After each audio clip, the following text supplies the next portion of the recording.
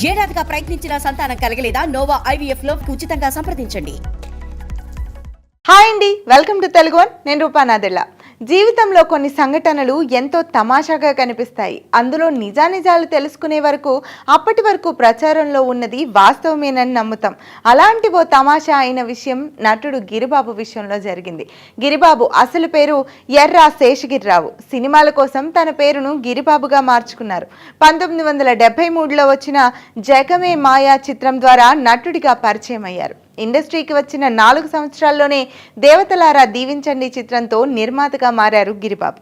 ఆ తర్వాత కూడా నటుడిగా, నిర్మాతగా, దర్శకుడిగా మంచి పేరు తెచ్చుకున్న విషయం అందరికీ తెలిసిందే. ఇంతవరకు బాగానే ఉంది. కెరీర్ పరంగా ఎలాంటి ఇబ్బందులు లేకపోయినా వ్యక్తిగతంగా ఓ విషయంలో గిరిబాబు ఎన్నో ఇబ్బందులు ఎదుర్కొన్నారు.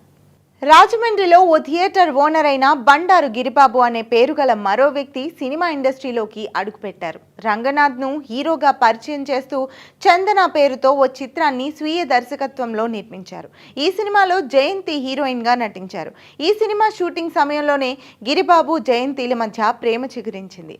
ఇదివరకే పెళ్ళై పిల్లలున్న గిరిబాబును జయంతి పెళ్లి చేసుకుంది. జయంతికి కూడా ఇదివరకే పేకేటి శివరాంతో పెళ్లి జరిగింది. అయితే కొన్ని కారణాల వల్ల ఇద్దరు విడిపోయారు.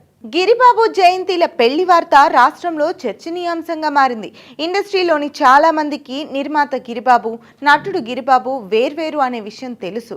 కానీ సాధారణ ప్రజలకు ఈ విషయంలో అవగాహన లేకపోవడంతో అందరూ నటుడు గిరిబాబు, జయంతి పెళ్లి చేసుకున్నారని నమ్మేశారు. ఈ విషయంలో ఇండస్ట్రీలో ఎలాంటి ఇబ్బందులు ఎదురు కాకపోయినా అవుట్డోర్కి వెళ్ళినప్పుడు, తమ సొంత ఊరికి వెళ్ళినప్పుడు గిరిబాబుకి ఈ విషయం పెద్ద తలనొప్పిగా మారేది. ఆ గిరిబాబు వేరు, తను వేరు అని చెబితే కొంతమంది నమ్మేవారు. మరికొంతమంది సినిమా ఇండస్ట్రీలో రెండో పెళ్లి చేసుకోవడం సాధారణమైన విషయమే కదా అంటూ గిరిబాబు చెప్పేది నమ్మేవారు కాదు. ఒకప్పుడు తిరుపతి వెళ్ళిన వారు అట్నుంచి అటే మద్రాసు వెళ్ళి ఎన్టీఆర్, కృష్ణ వంటి హీరోల ఇళ్లకు వెళ్ళి కలుసుకొని వచ్చేవారు. అలా కొంతమంది గిరిబాబు ఇంటికి కూడా వచ్చేవారు. వాళ్ళు కూడా జయంతి గారిని చూసి వెళతామని అడిగేవారు. వచ్చిన వారందరికీ అసలు విషయం చెప్పి వారిని ఒప్పించడం గిరిబాబుకి పెద్ద పనిగా మారేది. ఆ తర్వాత కొన్ని రోజులకు కృష్ణ, జయప్రద జంటగా విజయ్ నిర్మల దర్శకత్వంలో రూపొందిన శంఖు తీర్థం చిత్రం షూటింగ్ లొకేషన్లో ఓ తమాషా అయిన సంఘటన జరిగింది. షార్ట్ గ్యాప్లో గిరిబాబు, సూర్యకాంతం ఒకే చోట కూర్చున్నారు. మాటల మధ్యలో జయంతి విషయం తీసుకొచ్చారు సూర్యకాంతం.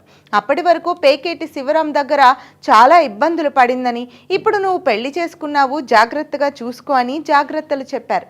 దానికి గిరిబాబు మనసులోనే నవ్వుకొని తనకు జయంతి అంటే ఎప్పటి నుంచో ఇష్టమని, ఇన్నాళ్లకు పెళ్లి చేసుకోవడానికి కుదిరింది, మీరు చెప్పినట్టు జాగ్రత్తగానే చూసుకుంటాను అని ఎంతో సిన్సియర్గా చెప్పారు. అప్పుడే అక్కడికి వచ్చిన విజయ్ నిర్మల, జయప్రద వారిద్దరూ మాట్లాడుకుంటున్న విషయం గురించి తెలుసుకొని పగలబడి నవ్వారు. ఎందుకు నవ్వుతున్నారో అర్థం కాని సూర్యకాంతం అయోమయంగా చూసింది. అప్పుడు అసలు విషయం చెప్పారు విజయ్ నిర్మల. దాంతో ఒక్కసారిగా కోపంగా పైకి లేచి గిరిబాబుపై దాడి చేశారు సూర్యకాంతం. ప్రమాదం గ్రహించిన గిరిబాబు పరుగులంకించుకున్నారు. అలా సెట్లో గిరిబాబు వెంట సూర్యకాంతం పరిగెత్తడం చూసి యూనిట్లోని వారంతా నవ్వుకున్నారు. ఇక్కడ కొసమెరుపు ఏంటంటే గూగుల్లో కూడా చందన చిత్రానికి దర్శక నిర్మాతగా నటుడు గిరిబాబు పేరు ఉండడమే.